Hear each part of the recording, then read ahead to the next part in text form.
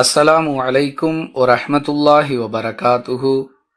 ரசூலுல்லாஹி ஸல்லல்லாஹு அலைஹி வஸல்லம் அவர்கள் ரமலானிலும் ரமலான் அல்லாத மாதங்களிலும் 11 ரக்காத்துகளை விட அதிகமாக தொழமாட்டார்கள். அறிவிப்பவர் ஆயிஷா ரதியல்லாஹு அன்ஹா. நூல் புகாரி, ஹதீஸ் எண் 2013. அன்பிற்குரிய அல்லாஹுவின் நல்லடியார்களே, இந்த ஹதீஸ் ரமலான் மாதத்தில் ரசூலுல்லாஹி ஸல்லல்லாஹு அலைஹி வஸல்லம் அவர்கள் மேற்கொண்ட இரவு தொழுகையை பற்றி பேசுகிறது.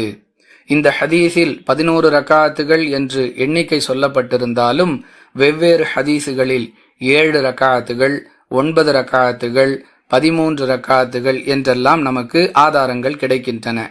சுருக்கமாக சொல்லுவதாக இருந்தால், ரமலான் மாதத்திற்கென்று சிறப்பான எந்த ஒரு தொழுகையையும் அல்லாஹுவோ அவனுடைய தூதரோ நமக்கு கற்றுத்தரவில்லை. வழக்கமான நாட்களில் தொழக்கூடிய இரவு தொழுகையைத்தான் ரமலான் மாதத்திலும் அல்லாஹுவின் தூதர் ஸல்லல்லாஹு அலைஹி வஸல்லம் அவர்கள் தொழுதிருக்கிறார்கள். வேறுபாடு என்னவென்றால், மற்ற காலங்களை விட ரமலான் மாதத்தில் இரவு தொழுகையில் ஈடுபடுவதை ஆர்வமூட்டியிருக்கிறார்கள்.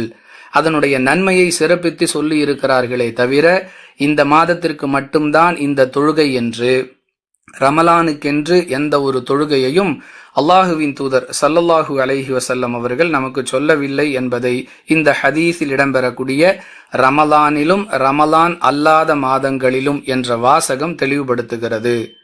நம்மால் முடிந்த அளவிற்கு எடுத்து சொல்லிக் கொண்டே இருப்போம்.